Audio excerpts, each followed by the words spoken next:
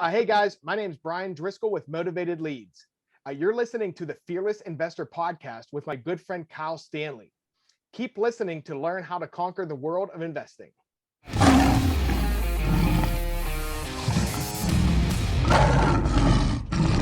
Hey, welcome into the Fearless Investor Podcast. You're listening to me, Kyle Stanley. And before we go any further, have you joined our Facebook group, Airbnb Masterminds, where we are posting all the time value, all about Airbnb, how to build the business, how to get started in the business, how to automate the business. The Airbnb Masterminds Facebook group is totally free, and it's something that you can use as a daily resource, just like 3,500 other people are using. This thing is growing like crazy. We get like 100 people per day joining this group because it's becoming that popular. Super exciting. But I would love to see you join it as well. And I would love to see you grow a business by just being in the Airbnb Masterminds Facebook group. Just go to facebook.com and search Airbnb Masterminds. Simple as that.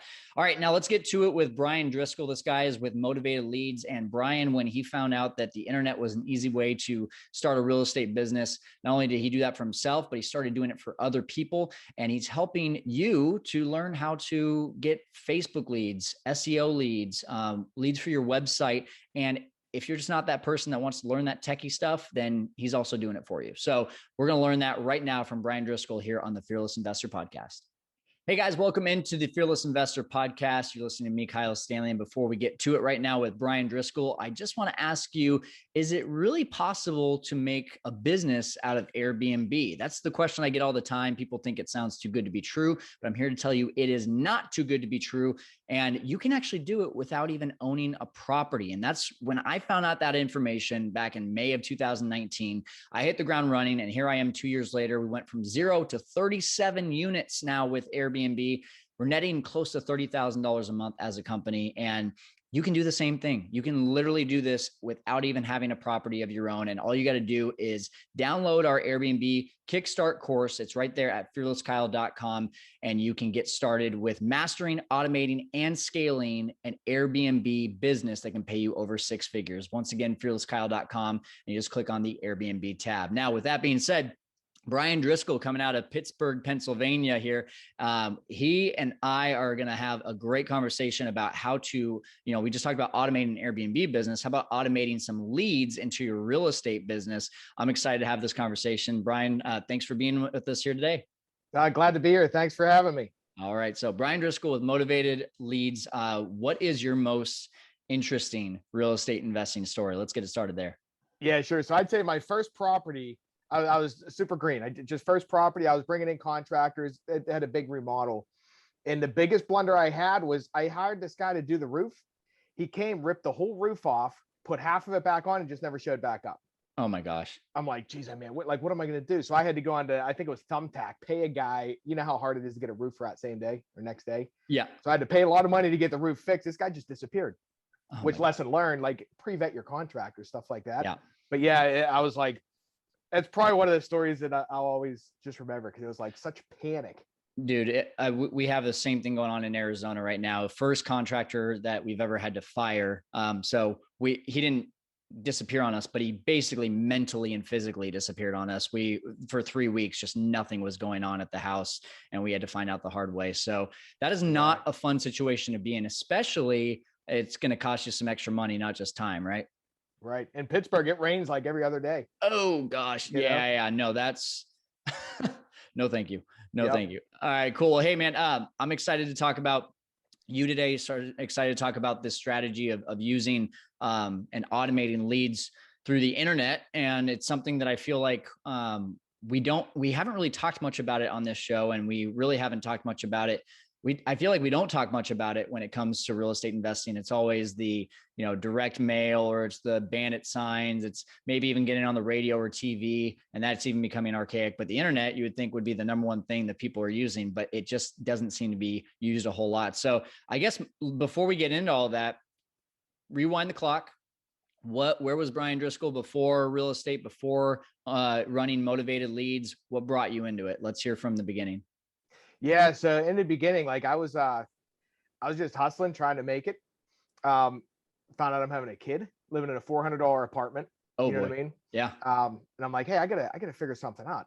So I was messing around. I was always on Warrior Forum, like a forum looking at digital marketing. I've kind of figured out how to do something. And one of my buddies had a website. He's like, hey, he's selling tools. He's selling them on eBay. I'm like, hey, let's build you a website and see if we can sell them. Yeah. And it started working really well. I'm like, okay, I can do this for other people. So I started doing digital marketing. So that's how that started, like 10, 15 years ago. On the real estate side, I was living in a house. I had a kid now. We had a 2-bedroom house. Me and my wife, we have another kid coming. I'm like, geez, I got to find it. We got to upgrade, but I didn't know what to do. So I browsed on Craigslist. Okay. Just looking around, I found a real estate wholesaler. So, and then I didn't know anything about investing or anything like that. I go meet the guy. He's like, hey, I got this contract I own. I'll sell you the house, but I'm really selling you the contract, all this kind of stuff. It's a really good deal. So I ended up buying the property. Then I started looking back on it. I'm like, wait a minute, what's going on here? So this guy went in and bought a house under contract, sold it to me, made like $10,000. And so I started just browsing on Craigslist and finding some of these wholesalers. And that's how I got into the real estate. That's awesome. So you developed the relationships with wholesalers, or you decided to become the wholesaler? Yeah, no, I just developed relationships with them. Okay. I just found, I just go search on Craigslist, like single, rent to own, different things that investors, like wholesalers and people would be looking to sell, like the phrases they'd be looking at. Yeah. And I was just browsing Craigslist. Like, you guys could probably still even do it today. I know there's that stuff out there. Oh yeah, 100%. So go back to that moment when you found out that you got a kid on the way. Your company's called Motivated Leads. Something tells me that was Motivated Bryan right there when you found out that was on the way. Yeah. So it's funny too, because another agency I have is called Think Big Marketing. So like it kind of follows, you know what I mean? Yeah. But yeah, I was just like, geez, I got to figure something out. Like I want to be able to provide for family, all that kind of stuff. So it's like, okay, figure something out. And it kind of just worked out. You know what I mean? It's like, I failed a ton all my life. I've been a big fan of failing. Like, do stuff, you fail. Sometimes it's hard. Sometimes it sucks. Like, it takes like 6 months to get back on your feet, but just keep trying. If you keep trying and going, you're eventually going to connect with something, and it's going to work. And that's what happened with me. I failed. I don't even know how many times, but kept going. And then, you know what? It turned out, boom, everything lined up, and we're rocking and rolling. Yeah. So it's interesting to use the word fail, because I don't call that failure. I call that learning. Exactly. Yeah, it is learning. It depends which where you're at in the process. Yeah. Right. Yeah. Well, and that's the thing, right? Like, most people never even get started because their fear is exactly what you just said. That's true. Yeah. Started, fail, and then say, okay, I must not be meant for this, so I'm going to go back to a 9-to-5 job. But what kept you really pushing towards the goal of making something work? Mainly, I like to keep trying different things. Like, I like to be uncomfortable, and I like to just keep pushing. Otherwise, I just get like down. Like, I'm just sitting there. Like, if I don't have anything going on, it's like, what are we doing here? So I'm constantly taking risks. And even for you guys just starting out too, like, take the risks. Like, figure what's the worst thing that will happen if you do something. It's usually not that bad, and do it. Versus, I used to just sit and think about all the different scenarios and talk myself out of doing stuff. Yeah. I just kind of, my thing is now, if I get a business idea, I start doing it and I'll figure it out while I'm doing it. Yeah. Versus plotting, I literally was having a conversation with my students last night on Facebook, in our Facebook coaching group. And we were having this conversation about like, oh, here's the things you need to look out for when you're starting an Airbnb business. And then I kind of backtracked and I said, you know what? I take that back. If you start looking for those things, it might hold you back from ever getting started. So just do it, and like, just figure it out along the way. If you try to play out all these scenarios and you're trying to do all these things where it's like, well, what if this happens? What if that happens? What if this city doesn't allow this? Then you'll never like even make the first step. And so I love that you just said that. So you also said you love being uncomfortable. You don't hear that too often. Tell me more about that. Yeah, I don't know. It's a mental thing. I always push so hard. And once I achieve a goal, like I got to the point now, I'll achieve something and I almost have like a down feeling. Like most people are excited about hitting a goal. It's like, okay, what's next then? I'm never satisfied, which is a problem. Like with my wife, she's like, you always have to be doing something. You can't calm down and relax. But I just like that. I like the feeling of being uncomfortable and constantly doing things to see how big we can make things and see how much we can do and see how big of an impact you can make in other people's lives also, Yeah, that's awesome. Okay. Well, a couple tangents there. Now let's get back to the story. So you started making all these relationships with wholesalers. Where did your business go from there? Yeah. So I was paying these guys like the wholesalers, they'd have finder's fees like 5-10 grand. And so I'm like, well, I can probably find my own deals. I mean, I do digital marketing. So I put up a little local website. It's called 412 Houses if everyone wants to check it out. It's just basic. And I started getting leads coming in. I'm like, okay, people are contacting me wanting to sell their house. I cut out the middleman. I don't have to pay a wholesaler anymore. Plus, I only buy in one zip code. It's like a 1 mile square radius. So I'm getting a big time overflow of leads all over the city. So what I did is I found a couple wholesalers and investors in the city. I give them the leads and we just joint venture on everything else. So it's kind of a win-win there. And then I just kept crushing it, you know? Yeah. And what was the exit strategy once you had these leads? Well, number one, I'll buy the properties. Like I'll buy the properties if they're in my area, or I just shoot them over to the wholesalers. They run them. They go meet the people. If they lock them up, we split 50-50. Got it. Okay. So when you said JV, you were talking about as the wholesale. Yeah. And the wholesale deal. Nice. Yeah. Cause I'm busy. So I don't want to drive that. I mean, when you're remodeling a house or something, you got to be there a lot. So I try to keep my properties real close, and all the other ones, and you just got to be careful. Find good guys you can trust. Like right. On the wholesale side, find guys that are hustlers and will work hard, and you can trust them, and then you have a great relationship. So essentially, a wholesaler, just so everyone is in full understanding here, a typical wholesaler is going to find the lead, have the conversation with the homeowner, then find the buyer's list, sell to the buyer's list, do the transaction. But it sounds like by partnering with these wholesalers, you were taking out a lot of the work and also automating the lead gathering side of it. Is that right? Yeah. Working with them, it was nice because they'll come to me with a property. They're like, okay, they already have it pre-negotiated. They already control it's already under contract. So it's just, hey, we got this property where you want. Here's the price. We got a little bit of wiggle room if you need it. Do you want it or not? And then we close. Versus me having to deal with 20 leads and going through and finding them all, That's awesome. So why do you think more people aren't doing this? Which side of it? The wholesaling or the buying? Or I would just say partnering with more people to automate more of each side of it. You know what? I think it's in the head, like in the thought process. I have a buddy who's just getting into real estate. Just this week, I helped him get a property under contract. In the questions and things he was asking, I'm like, dude, like, why are you even thinking about that stuff?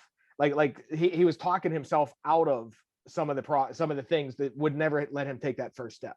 So I think a lot of people just talk, like you were talking before, they just talk themselves out of it versus just take the step, go out and look, and don't just look, because there's a lot of lookers.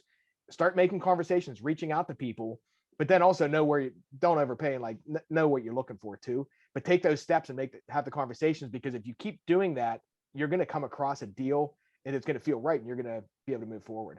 Absolutely. Okay. So tell me more now today, what the SEO side of it, the getting the leads, like what does the day-to-day look like on that? Yeah, so sure. So I help investors and people that want to get property, same on Airbnb stuff, find leads, like motivated sellers or people with distressed properties that are willing to sell for a discount. So we do that on Facebook, SEO, and Google pay-per-click. Basically what we do is we market a brand, market your business, and push it out on Facebook ads, or we have you rank in Google. And like say you rank it in Google, someone types in need to sell my house fast. We try to get the website ranking there. That person needs to sell their house. That's what they're searching. And it might be a hoarder house, or they might have just inherited a home, pre-foreclosure, stuff like that. And they're just looking for someone to say, hey, I'll buy your property in whatever condition it's in. You don't even have to clean it out if you don't want. And we can close in like 3 weeks. So mainly we just try to get in front of them for ourselves, and also in different cities, help investors connect with people looking to sell their homes. What's the typical lead that you're getting, like the demographic? I'm curious on that, because, when I hear people doing bandit signs and direct mail and TV and radio, I think about a certain demographic. Is that demographic the same, or is it different compared to like what the types of leads that you're getting? The typical type of lead we get is probably 50 to 60-year-old people. Okay. There's a couple scenarios. Number one, they have their house is in too poor a shape. They can't, like an agent will not list their house in the current condition, but they can't afford to list it. Right. You know what I mean? And we get a lot of people with hoarder house, like a lot of stuff in their house. They don't even want to clean it out. They just have too much stuff. We get a lot of people that inherit properties that they don't have the money to fix the property up to get it on the MLS, and it's found money to them. So they treat it different than their own house. You know what I mean? Mm-hmm. So they're like, if you can buy this house and close in 2-3 weeks, I don't have to do anything, I'm good with that. Nice. And then we find some people too that are just like, hey, I'm moving to Vegas, and if you can make this convenient, I'll give you a discount on the house, so I don't have to deal with anyone coming through my house. COVID, it comes into play now too with a lot of the older people. They don't want all the people coming into their house. Mm-hmm. You know, Got it. so Got it. that's some of the demographics there. Okay. So, but you said the typical person is about 50 to 60 years old. Is that right? Yeah, I'd say on average, that's what we see. Sometimes Okay. even upper 40s, but they're older. Okay. Yeah. Yeah. I guess that's where I would have thought like, oh, maybe, internet leads don't work because sometimes the older generation just isn't as keen with, Googling something on their phone to try to find a solution to selling their house. But you seem to be finding that that's not an issue. Is that right? Yeah, definitely. If you figure out, look at Facebook. Facebook's older demographic now. It's like grandma's trying to keep up with her kids. All the young kids are on TikTok and stuff like that, Yeah. And this is no like knock to anyone over the age of 50, but I have a mom who literally every time she asks me a question, I tell her my name is not Google or my name is not Siri, because you can get the answers to those questions literally by asking the same thing to Google or Siri. I give her a hard time. But okay. So what about, do you ever get any like leads from, call it the sons, the daughters of these people, that are calling on behalf or become a lead on behalf of their parents? Yeah, we do. Yeah, a lot of people are trying to help out their parents, help them get rid of the house. They know there's a situation that the parents need to downgrade a lot. A lot of times in Pittsburgh, we have a lot of 2-story houses, and a lot of times the parents are just getting too old. They don't want to deal with the steps, so they're looking to downgrade and they're looking to do something quick. Yeah, like make a seamless transition there. Cool. Yeah, so kids are involved. Cool. So with so many different things being thrown in our face when we go onto Facebook through ads and through just all the noise, how are you making your ads stand out? Yeah, you know what, we found it to be extremely direct. So if you're trying to find people that want to sell their house, don't do the home valuations and stuff that are like, hey, find out how much your property is worth. Put an ad up that says sell your house fast, or we're cash home buyers, or we buy houses, something like that. And then point them to a website that says what you do also. That's, hey, we're investors, we're not agents, unless you are. Here's what we can do. Here's what we like to do. We purchase properties, we make it easy, and then push them through that process. And if you're extremely direct and transparent with people, the right people will pop out. They'll either call you or pop out of the form, and it will weed out all the other people that you're not looking for. That's awesome. So talk about maybe one of your clients that has just gotten great results from your guys' work, or even just if you have someone like maybe even yourself that's just done this and seen the results. I'd love to hear some of the success stories. Yeah, there's this guy, Phil. He's been with us for months now. He's actually one of our first clients. He's in Arizona. Nice. He got enough results that he made us a video, like a testimonial. He said after he was with us for 4 months, he pulled like 90,000 profit. Wow. Which is huge. Wow. So the deals are out there. If you just have to be able to go out. Also internet leads, I'm sure even like phone leads, stuff like that too, are a game of speed. Like if someone says they want to sell your house, you need to get out there immediately, because the first person that meets them with a respectable deal and that they can trust usually gets it. Just a little sidebar there. Yeah, for sure. So if I'm getting into real estate right now and I've got this just overwhelming feeling of, man, I've listened to Bigger Pockets and I've listened to Kyle's show and I've listened to all these different shows, and some are talking about, radio, and some are talking about TV, some are talking about direct mail, some are talking about bandit signs, and I just don't know where to start. It seems like there's so many options. Tell that person why they should start right now with SEO, with Facebook ads, with things that you're doing. Why would they want to start there opposed to any other one? Sure. So, and it really depends. So you got two different ways you can get deals. You can spend your time or you can spend money. Yep. Right. If you're just starting out, some of the people that have a lot of time, start with SEO. You can start optimizing your website. You can start researching, writing unique content that's very valuable for the users, and ranking your website. Won't cost you anything. You can get a carrot site or something like that for like $60 a month. It's really cheap. And then it just comes down to going through, writing content, getting it in front of people, stuff like that. If you're a more seasoned investor, then you can spend money and have other people do it for you. But it comes down to that, like on a digital marketing, even on Facebook, like you can set up your own campaign, start at $5 a day, maybe. You won't get a ton of leads, but you'll get something over time, you know? Absolutely. So I've tried Facebook leads, not for real estate, but for other things. And I've always struck out. So for those people that have tried it, haven't had success, or have heard about stories like that, what do you say to them? Like, is there maybe 3 tips or a few tips that you could share to make sure that if you are going to do this and you want to do it on your own, that you have like that first step of how to make it successful? Yeah, 100%. I'll talk a little bit techie, but I'll keep it normal here. That sounds So good. first thing, Facebook has a Facebook pixel. Yep. It's a code that you put on your website. And what that does is Facebook allows Facebook to track people, like track what they're doing on your website. So first thing is always make sure you have the Facebook pixel on your website. Otherwise, you'll never succeed. Okay. Second thing is if you're trying to generate leads, there's an event tracking that you can put on your thank you page or whatever pages after you get the information. That allows Facebook's algorithm to know, okay, this specific person did what you wanted them to. Once you get enough of those people going through and doing that, they'll say, okay, this kind of demographic, their algorithm is really smart. Once you give them enough data, they'll be like, okay, let's stick your ads in front of more people like that to try to help you get leads. Okay. Don't boost posts. I see a lot of people boosting posts. I usually recommend not doing that versus setting them up in the ad manager. Okay. And then there's something really important too, which I don't know how much in the Facebook in ad manager, you have different objectives of what you can target.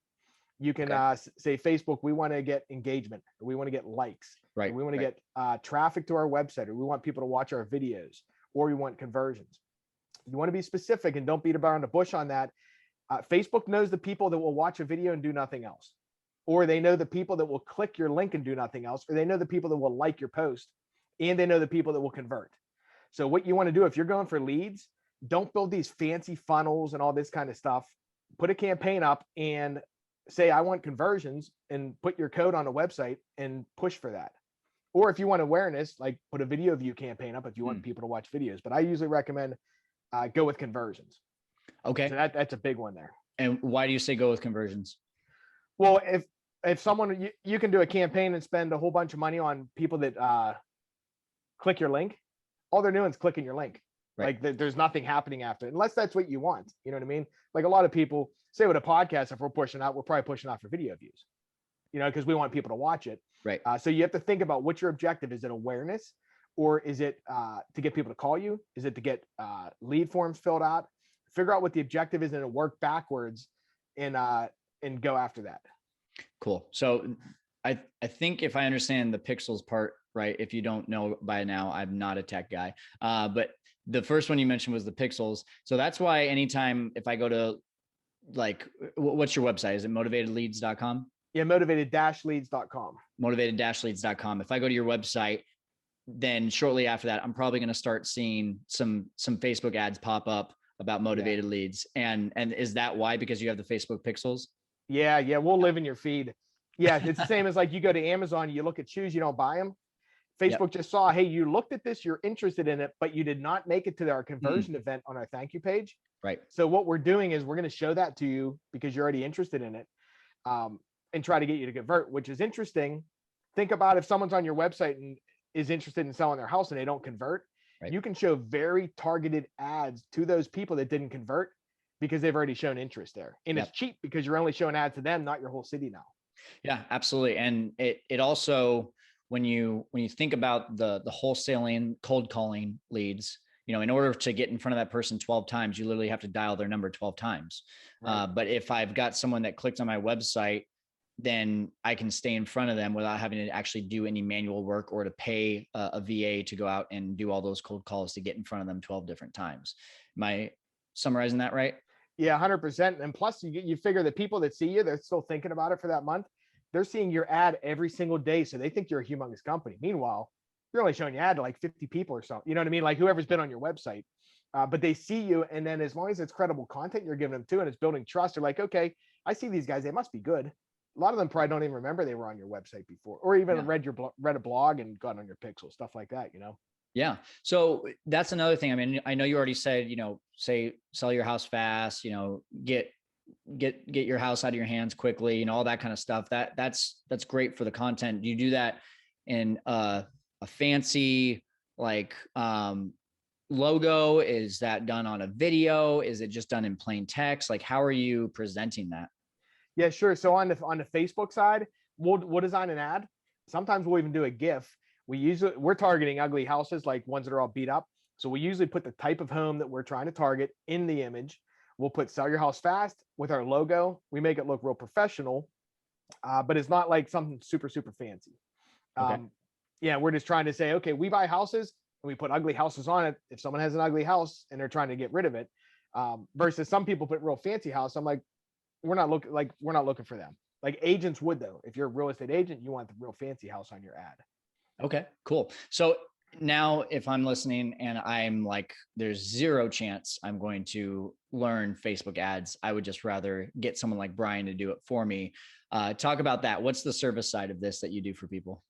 Yeah, so we offer turnkey service. We do the Facebook ads, SEO and Google pay-per-click. We literally do everything. We design the ads. If you don't have a website, we'll set it up. If you don't have a logo, we'll make 3 of them for you to choose from. We write your content. Literally, your only job is to approve content. Nice. And then pick up the phone when people call, stuff like that. Nice. Okay. So I can have leads coming into me pretty quickly if I hire motivated leads. Yeah. It's not like we got a magic button. It's a lot of work still. So it's not like we click a button in the first week, but yeah, we can pretty much automate the whole process for you. Perfect. So how do people get in contact with you to get that started?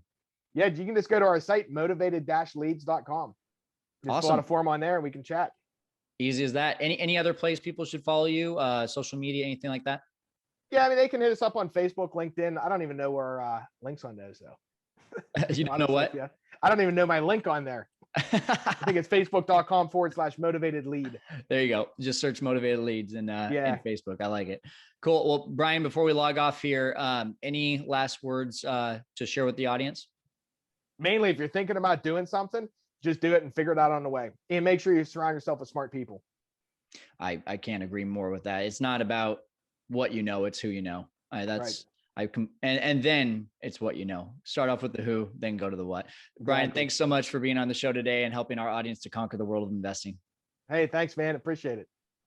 Show notes for this one, fearlesskyle.com/motivated leads. Motivated leads. That's as easy as that. Go and check out the show notes, get connected with Bryan at his website, and get connected with them if you want to use their services. But at the end of the day, I think just learning the Facebook leads and how to do SEO, it is a very interesting process. I tried it myself a few years ago, and I learned very quickly that it was interesting, but it was something that I myself was not going to be putting time into, at least not in that business. Now I'm kind of getting back to that place where I'm like, maybe I need to revisit that. And so I think it's worth going out and learning how to do. But for Bryan, he's literally got it turnkey for you. So why spend all the time learning it when you can just go straight to the person that actually knows it? And just like his lead or his client, Phil, make 90 grand in 4 months.